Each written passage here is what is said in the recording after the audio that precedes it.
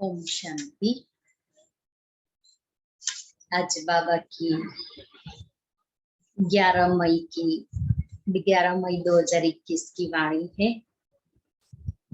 आज विशेष बाबा कहते, मैं आया हूँ तुम्हारी गति और सद्गति करने के लिए, इसीलिए मैं तुम्हारा परम सतगुरु हूँ। इस दुनिया में मनुष्य का गुरु बन करके सद्गति नहीं दे सकते, न ही सृष्टि के आदि मध्य अंत का ज्ञान दे सकते हैं, न ही किसी को सदा काल के लिए सुख और शांति दे सकते हैं, क्योंकि ये वरदान तो बाप ही देने वाले हैं।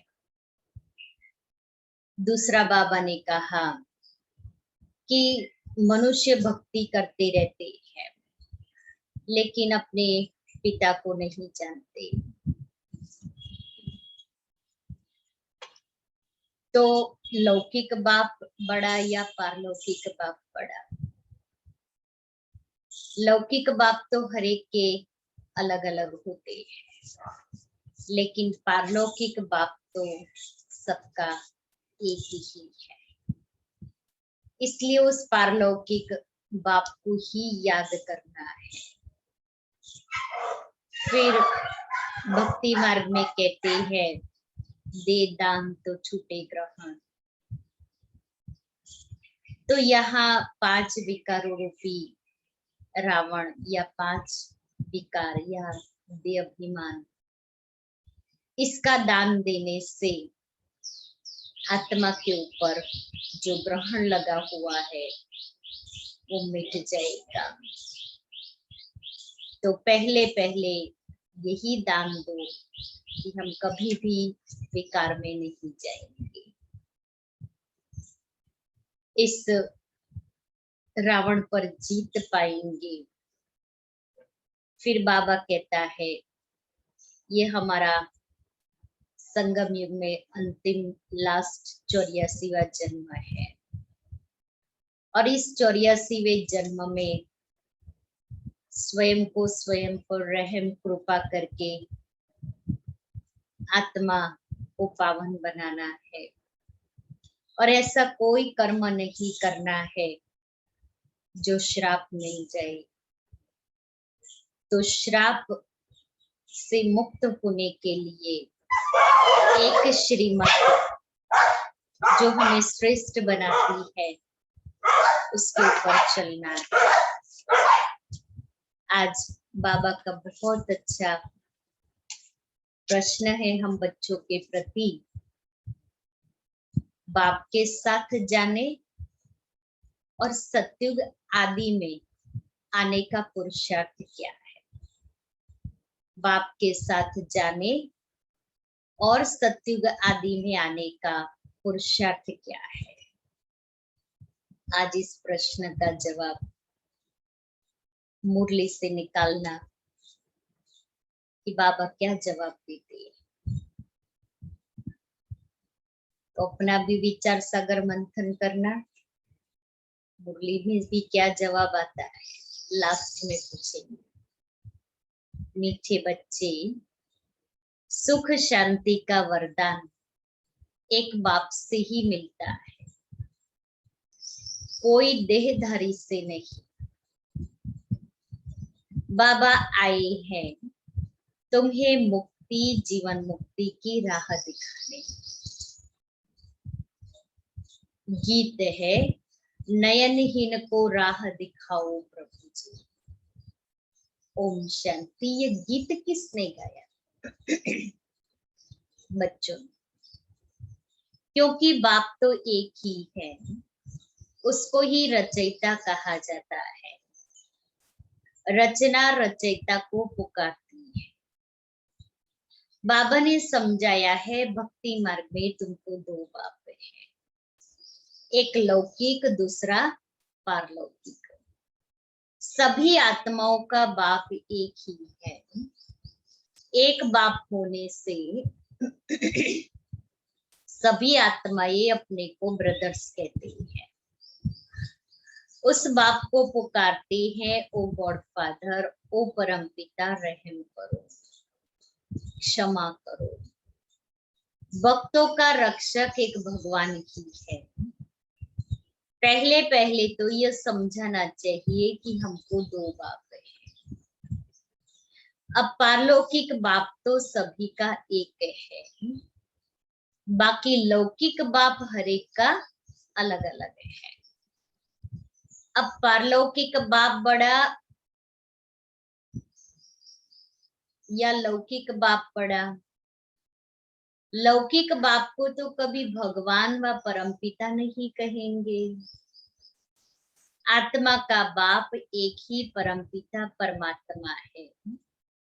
आत्मा का नाम कभी बदलता नहीं, शरीर का नाम बदलता है। आत्मा भिन्न भिन्न शरीर ले पार्ट बजाती है, अर्थात पुनर्जन्म लेती है। आखिर भी कितने जन्म मिलते हैं, सो बाप ही आकर समझाते हैं।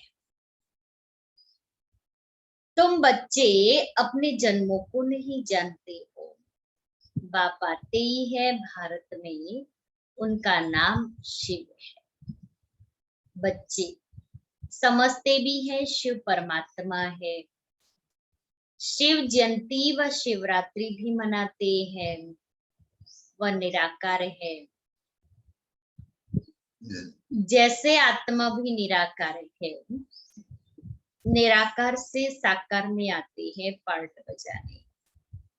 अब निराकार शिव तो शरीर बिकर पार्ट बजा ना सके। मनुष्य इन बातों को कुछ भी समझते नहीं है, नयनहीन है। यह शरीर के दो नेत्र तो सबको है, फिर भी क्यों कहते हैं नयनहीन को राह दिखाओ? ये दो नयन तो है, इन दो नयनों से राह तो देख सकते। तीसरा, ज्ञान का नेत्र आत्मा को नहीं है, जिसको दिव्य चक्षु भी कहते हैं। आत्मा अपने बाप को भूल गई है, इसलिए पुकारते हैं नयनहीन को राह दिखाओ। कहाँ की राह? शांति धाम और सुख धाम की राह। सर्व का सद्गति दाता सतगुरु एक ही है। मनुष्य मनुष्य का गुरु बन सद्गति नहीं दे सकते। ये लिख ले, मनुष्य मनुष्य का गुरु बन सद्गति नहीं दे सकते। हम कहते हैं हमने गुरु बनाया, भक्ति मार्ग में तो कहते हैं ना गुरु बनाना है। गुरु बिगर ज्ञान नहीं, और गुरु बिगर कोई मोक्ष नहीं दे सकता। इसलिए गुरु तो करना ही है, लेकिन मनुष्य को गुरु बनाएंगे तो वो मनुष्य गुरु सद्गति नहीं दे सकते। न खुद सद्गति पाते हैं, न औरों को देते हैं। एक बाप ही सर्व को सद्गति देते हैं। उस अलफ बाप को ही याद करना है। बाप समझाते हैं कोई भी मनुष्य मात्र मुक्ति, जीवन मुक्ति, शांति और सुख सदाकाल के लिए नहीं दे सकते। सुख शांति का वरदान तो एक बाप ही दे सकते हैं, मनुष्य मनुष्य को नहीं दे सकते। भारतवासी सतो प्रधान थे तो सतयुगी स्वर्गवासी थे। आत्मा पवित्र थी, भारत को स्वर्ग कहा जाता है, जबकि आत्माएं पवित्र सतो प्रधान है। सतो प्रधान थी। तुम जानते हो बरोबर आज से 5000 वर्ष पहले भारत स्वर्ग सतो प्रधान था। इन लक्ष्मी नारायण का राज्य था। अभी कलयुग का अंत है, इसको नर्क कहा जाता है। यही भारत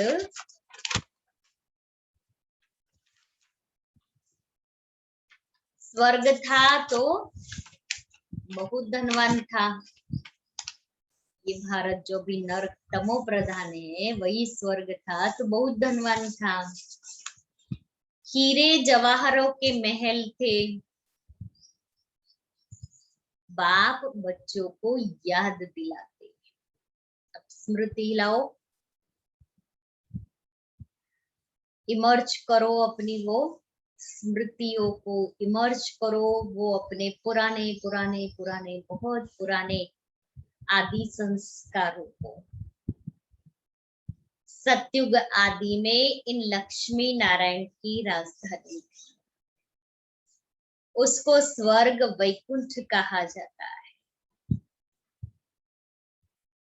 लक्ष्मी नारायण की राजधानी थी।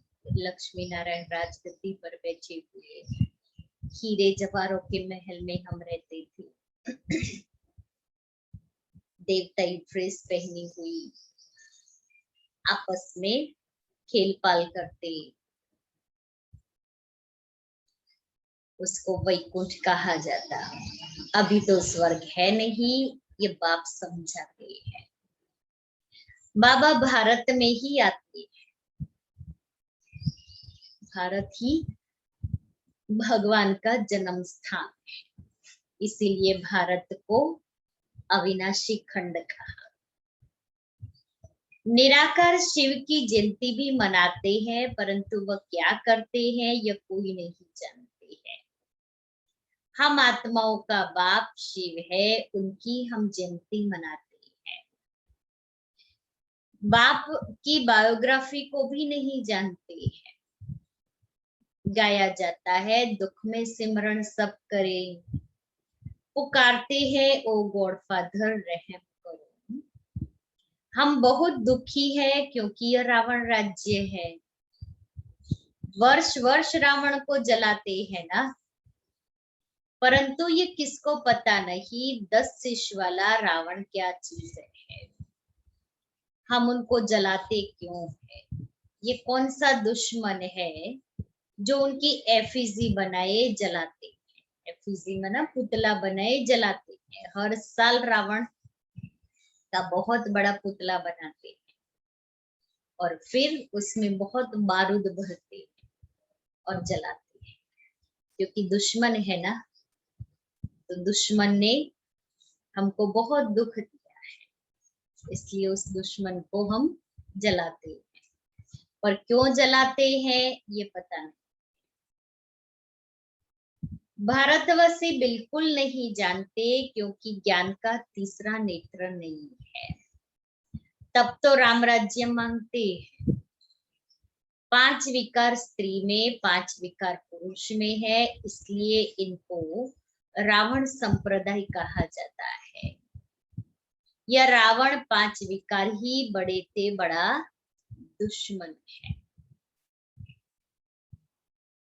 जिसका एफिजी बनाए जलाते हैं। भारतवासियों को यह पता नहीं पड़ता कि रावण है कौन जिसको जलाते हैं। यह रावण राज्य कब से शुरू हुआ यह भी किसको पता नहीं है, कि द्वापर से रावण राज्य चला शुरू हुआ, तो मनुष्य को थोड़ी ये ज्ञान है। वो तो कहते हैं रावण भी था तो राम भी था, दोनों थे। अब जब राम है तो रावण। रामायण की स्टोरी में भी यही दिखाते, कथा में भी, कि राम राज्य जब राम का राज्याभिषेक होना था तो वो नहीं हुआ, और 14 साल के बाद जब रावण का वध किया, वापस अयोध्या लौटे, फिर राम का राज्य शुरू हुआ। तो जब तक रावण है तब तक राम राज्य नहीं, और राम राज्य है तो रावण राज्य नहीं है। इसलिए बाबा कहता है कि बिल्कुल पता नहीं है कि रावण राज्य कब से शुरू हुआ। बाप समझाते हैं राम राज्य सत्युग त्रेता, रावण राज्य द्वापर कलयुग। सत्युग में लक्ष्मी नारायण का राज्य था, इन्हों को यह राज्य कहाँ से कैसे मिला यह कोई नहीं जानते। यह समझने की बातें हैं, इसमें अटेंशन देना पड़ता है। मोस्ट बिलवेड बाप है तब तो उनको भक्ति मार्ग में भी पुकारते हैं। भारत में जब इन्हों का माना लक्ष्मी नारायण का राज्य था तो दुख का नाम नहीं था। अभी दुख धाम है, कितने अनेक धर्म है। सतयुग में एक भारत था, इतनी सब आत्माएं कहाँ चली जाएगी किसको पता नहीं, क्योंकि नयनहीन है, ज्ञान का तीसरा नेत्र नहीं है, इसलिए इतनी करोड़ों मनुष्य आत्माएं कहाँ जाएगी, कहाँ रहेगी। बाबा ने हम बच्चों को ये ज्ञान दिया है कि हम सब आत्माएं पहले सतयुग में शांति धाम में जाएगी अपने घर, फिर जिन आत्माओं का पार्ट सतयुग नई दुनिया में है वो आत्माएं नीचे आएगी, बाकी सब आत्माएं अपने घर में बैठी रहेगी। शास्त्रों से ज्ञान का तीसरा नेत्र किसको मिलता नहीं। ज्ञान नेत्र ज्ञान सागर परमपिता परमात्मा ही देते हैं। आत्मा को तीसरा नेत्र मिलता है। आत्मा भूल गई कि हमने कितने जन्म लिए। सतयुग में जो देवी देवताओं का राज्य था वह कहाँ गया। गाते भी हैं मनुष्य 84 जन्म लेते हैं, 84 का चक्र कहते हैं, परंतु कौन सी आत्मा 84 जन्म लेती है। जो पहले पहले भारत में आते हैं वह थे देवी देवता, क्योंकि सृष्टि का आदि समय सतयुग था। सतयुग में देवी देवता ही रहते थे, इसलिए परमधाम से पहले पहले मनुष्य आत्माएं सतयुग में आती है। फिर 84 जन्म ले अंत में पतित बन जाते हैं। गाते भी है हे पतित पावन, तो सिद्ध करते हैं हम पतित है, इसलिए पुकारते हैं हे पतित पावन हमें पावन बनाने आओ। जब पुकारते इसका मतलब ही वो यहाँ नहीं है और हमें जरूरत है उसकी। जो खुद ही पतित है वो औरों को पावन कैसे बनाएंगे। बाप समझाते हैं आधा कल्प भक्ति मार्ग में रावण राज्य, 5 विकार होने के कारण भारत ने इतना दुख को पाया है।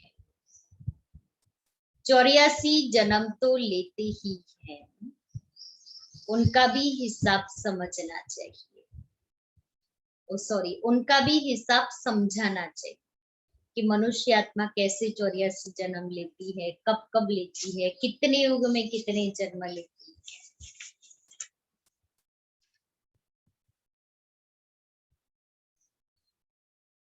पहले पहले सतयुग में है सतो प्रधान, फिर त्रेता में है सतो, फिर द्वापर में रजो और कलयुग में तमो। आत्मा में खाद पड़ती है। बाप आते ही है भारत में, शिव जयंती है ना, और सभी आत्माएं तो गर्भ में जन्म लेती है।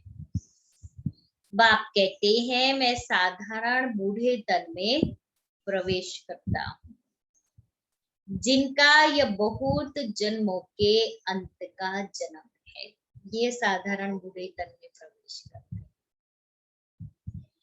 ये समझानी कोई एक को नहीं दी जाती, ये गीता पाठशाला है।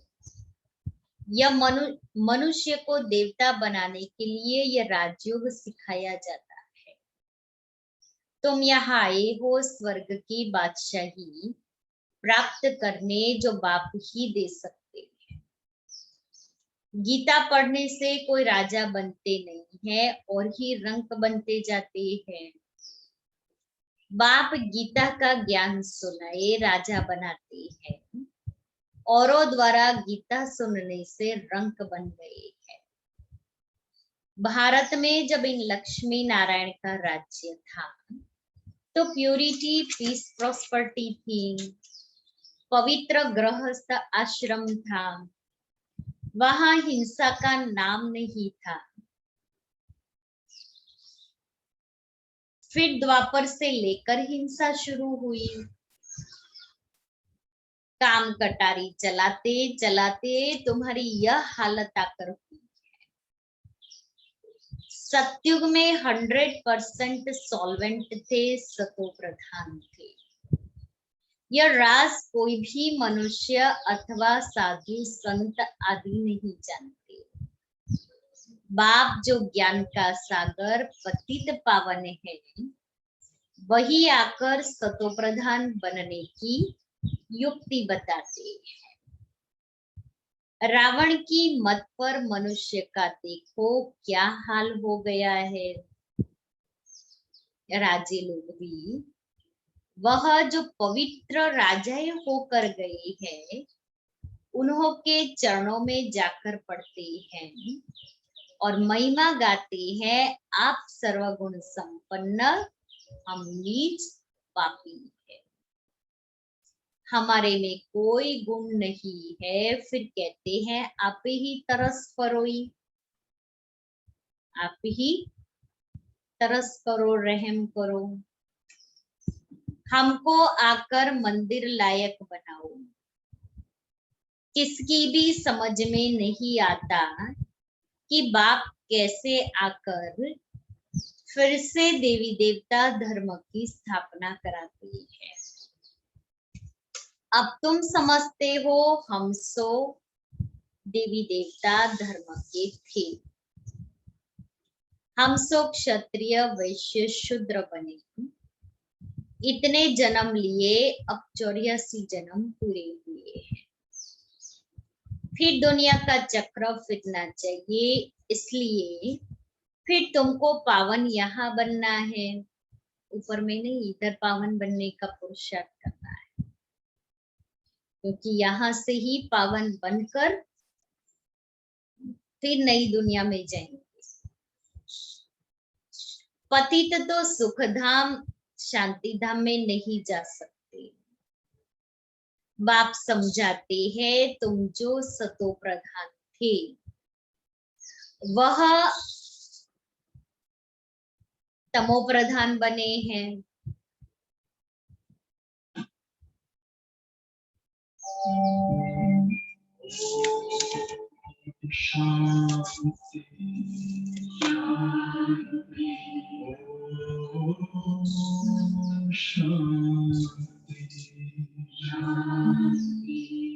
अंतर मन में ज्योति जगा लो,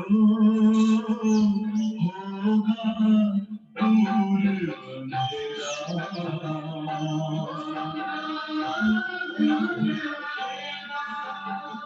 शिव का कर दो ध्यान आया, पावन पुण्य सवेरा।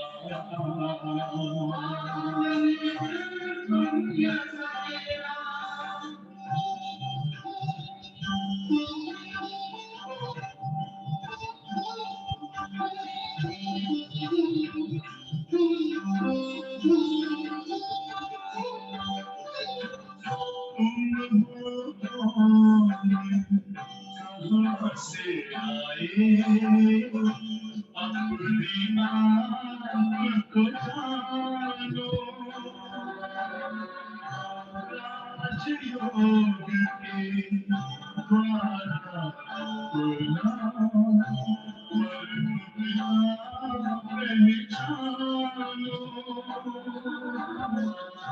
इसी राजपथ पर चल कर तुम पालो अपना बसेरा।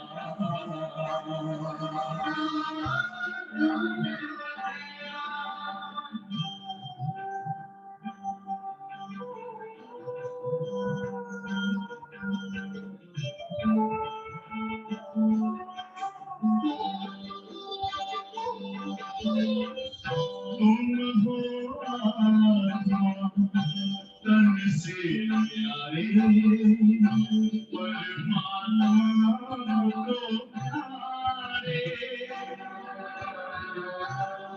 दिव्य गुणों को धारण करके योगी बनो दुलारे ज्योति बिंदु ही तोड़ेगा ये माया मोह का घेरा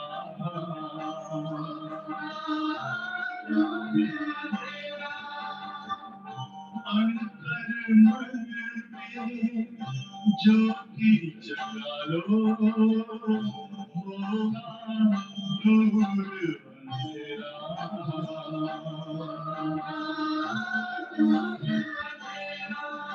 ओम शांति ओम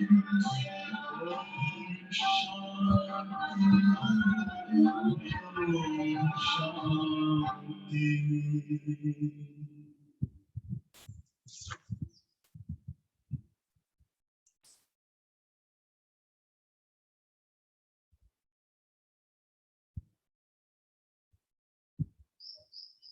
बाप समझाते हैं, तुम जो सतो प्रधान थे वह तमो प्रधान बने हो, गोल्डन एज से फिर आयरन एज में आए हो, फिर गोल्डन एजेड बनना है, तब मुक्ति धाम सुख धाम में जा सकेंगे। भारत सुख धाम था, अब दुख धाम है। गीत में भी सुना, हम नयनहीन को राह बताओ, हम अपने शांति धाम में कैसे जाए। वो लोग तो कह देते हैं परमात्मा सर्वव्यापी है, फलाना अवतार है, परशुराम अवतार है। अब बाप परशुराम बन किसको मारते होंगे क्या? हो नहीं सकता। बाप समझाते हैं, तुमने इस चक्र में कैसे 84 जन्म लिए हैं। अब मुझ अलफ को याद करो, हे आत्माएं, देही अभिमानी बनो। दे अभिमानी बन तुम बिल्कुल ही दुखी कंगाल नरकवासी बन पड़े हो। अगर स्वर्गवासी बनना है तो आत्मा अभिमानी जरूर बनना है। आत्मा ही एक शरीर छोड़ दूसरा लेती है। अब 84 जन्म पूरे हुए हैं, फिर सत्युग आदि में आना है, सत्युग आदि में जाना है। अब मुझे याद करो और संग बुद्धि योग तोड़ो, रहो बल गृहस्थ व्यवहार में, अपने को आत्मा निश्चय करो। मुझे याद करो और संग बुद्धि योग तोड़ो, रहो भल गृहस्थ में, लेकिन याद मुझे करो। गृहस्थ में रहते औरों को याद नहीं करना है।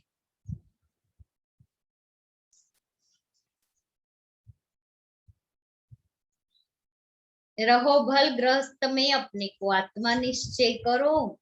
आत्मा एक शरीर छोड़ दूसरा लेती है। अब देही अभिमानी बनना है। मुझे याद करो तो खाद सब जल जाएगी। बाप की याद अग्नि है, जो उस याद की अग्नि में सारी खाद जल जाएगी। लेकिन वो याद की अग्नि को प्रज्वलित करना पड़ेगा, और वो तब प्रज्वलित होगी जब हम एक धून लगा करके बैठ जाएंगे। कुछ भी हो जाए, मुझे तपस्या करनी है, मुझे अपने अंदर योग बल जमा करना है, मुझे बैठ करके योग करना है। हम सभी ये अनुभव कर रही हैं। जब 2020 में लॉकडाउन हुआ, ऑनलाइन सेवाएं बहुत हुई। अभी 1 साल के बाद ऑनलाइन ही सब चल रहा है, लेकिन अभी योग तपस्या बच्ची के प्रोग्राम्स ज्यादा हो रहे हैं। सेवाएं चल रही, लेकिन सबसे बड़ी सेवा है स्व सेवा। तो अभी ऑनलाइन स्व सेवा के ही प्रोग्राम चल रहे हैं, क्योंकि बाबा के भी समय प्रति समय इशारे यही मिल रहे हैं। बाबा की वाणियां मुरलियां भी वही चल रही है, याद के ऊपर। इसलिए बाबा कहता है कि मुझे याद करो तो खाद सब जल जाएगी। तो खाद को जलाने के लिए कितनी तेज अग्नि प्रज्वलित करनी पड़ती है, तब वो सारा किचड़ा भस्म होता है। तो मुझ आत्मा के भी 63 जन्मों की खाद, अलाई, किचड़ा, उसको जलाने के लिए याद की अग्नि को इतनी तेज करनी पड़ेगी। हम 1 घंटा 2 घंटा योग कर लिया, उससे अग्नि पैदा नहीं होती, थोड़ी सी पैदा हुई फिर बुझ जाएगी।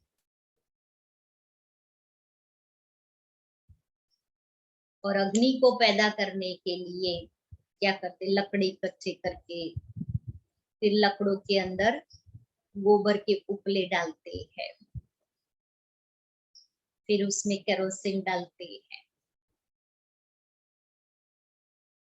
फिर माचिस की तिली से अग्नि जलाते हैं।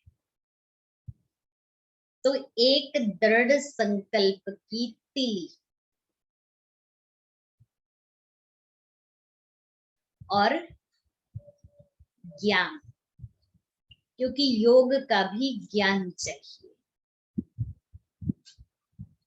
तो वो ज्ञान, और ज्ञान है हमारा मुरली, चाहे साकार मुरली चाहे अव्यक्त मुरली, लेकिन वो ज्ञान ही ये उपले और लकड़े का काम वो है। और फिर उस ज्ञान के द्वारा दृढ़ संकल्प की तिली से योग की अग्नि पैदा करके मुझ आत्मा के अंदर जो भी पुराने 63 जन्मों की खाद अलाई है उसको भस्म करना है। और इसलिए ही बाबा हम बच्चों को दिन में 8 घंटा याद का चार्ट कहते हैं।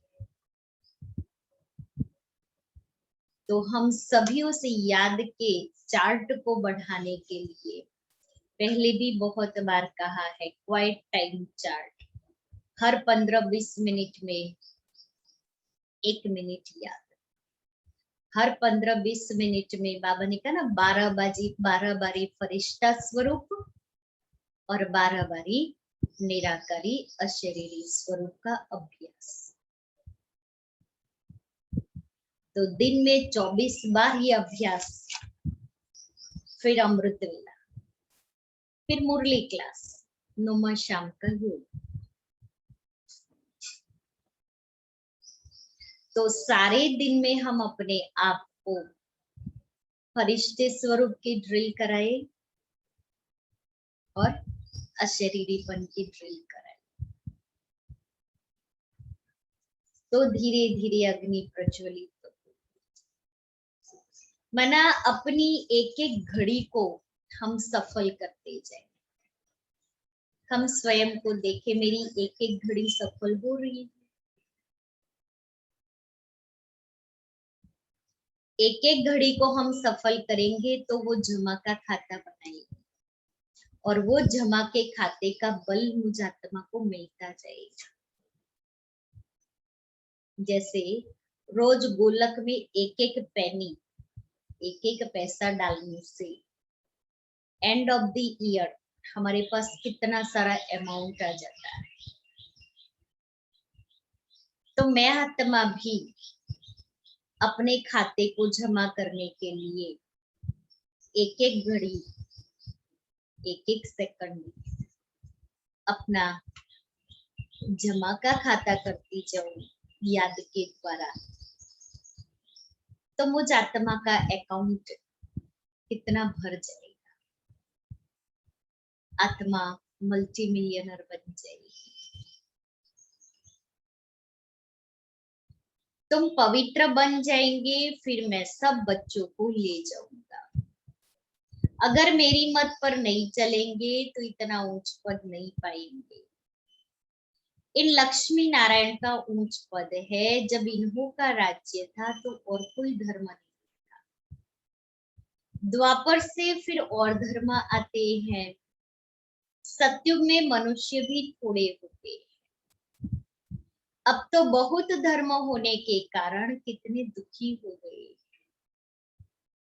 वही देवता धर्म वाले अब फिर पतित होने से अपने को देवता कहते नहीं है, हिंदू नाम रख दिया है। हिंदू तो कोई धर्म नहीं है। बाप समझाते हैं रावण ने तुमको ऐसा बना दिया है। तुम जब लायक देवी देवता थे तब सारे विश्व पर राज्य था, सुखी थे। अब दुखी बन पड़े हो। भारत हेवन था, अब हेल बन गया है। फिर हेल को हेवन बाप बिगर कोई बना ना सके। देवताओं को संपूर्ण निर्विकारी कहा जाता है। यहाँ के मनुष्य तो संपूर्ण विकारी है। इनको कहा जाता है पतित। भारत शिवालय था, शिव बाबा की स्थापना की हुई थी। बाप स्वर्ग बनाते हैं, फिर रावण नरक बनाते हैं। रावण श्राप देते हैं, बाप 21 जन्म के लिए वर्षा देते हैं। अब तुम हर एक बाप को, अब तुम हर एक बाप को ही याद करो, कोई भी देहधारी को नहीं। देहधारी को भगवान नहीं कहा जाता, भगवान तो एक ही है। बाप तो बेहद का वर्षा देते हैं, फिर रावण श्रापित बना देते हैं। इस समय भारत श्रापित है, बहुत दुखी है। अब इस रावण पर जीत पानी है। गाया भी जाता है, दे दान तो छूटे ग्रहण। वो ग्रहण जो लगता है वह तो पृथ्वी का परछाया है। अब बाप कहते हैं तुम्हारे ऊपर 5 विकारों रूपी रावण का ग्रहण है। ये 5 विकार दान में दे देते हैं। पहला तो दान दो कि कब हम कभी विकार में नहीं जाएंगे। यह काम कटारी ही मनुष्य को पतित बनाती है। अच्छा, मीठे मीठे सिक्के लेते बच्चों प्रति माता पिता बाप दादा का याद प्यार और गुड मॉर्निंग। रूहानी बाप की रूहानी बच्चों को नमस्ते। हम रूहानी बच्चों की रूहानी बाप दादा को याद प्यार गुड मॉर्निंग और नमस्ते। फिर प्रश्न का उत्तर क्या आया? प्रश्न था बाप के साथ जाने और सतयुग आदि में आने का पुरुषार्थ क्या है? क्या पुरुषार्थ है? विकर्म विनाश करना, विकर्म विनाश करना, पवित्र बनना, पवित्र बनना,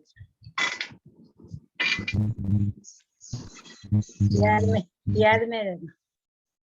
हाँ, याद में रहना, याद में रहना है। और किसी को? आत्मा नीचे करना, हाँ, आत्मा निश्चय करना। आत्मा निश्चय करना।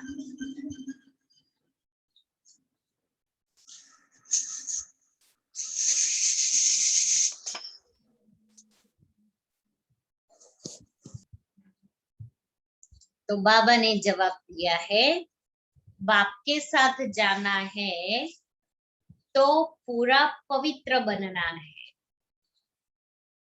सतयुग आदि में आने के लिए और संग बुद्धि योग तोड़ एक बाप की याद में रहना है।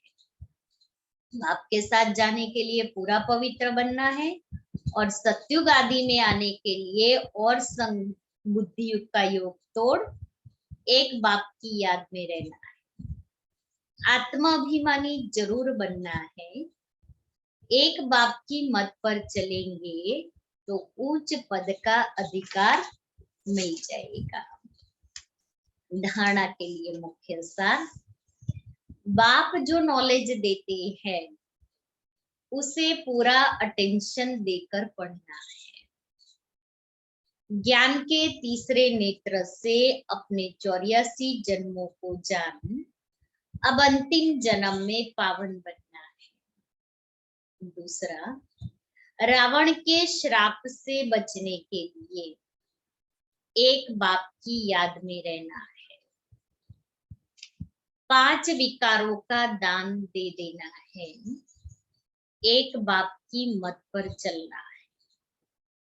वरदान है, अपनी स्मृति, वृत्ति और दृष्टि को अलौकिक बनाने वाले सर्व आकर्षणों से मुक्त भव। अपनी स्मृति, वृत्ति और दृष्टि को अलौकिक बनाने वाले सर्व आकर्षणों से मुक्त भव। कहा जाता है, जैसे संकल्प वैसी सृष्टि।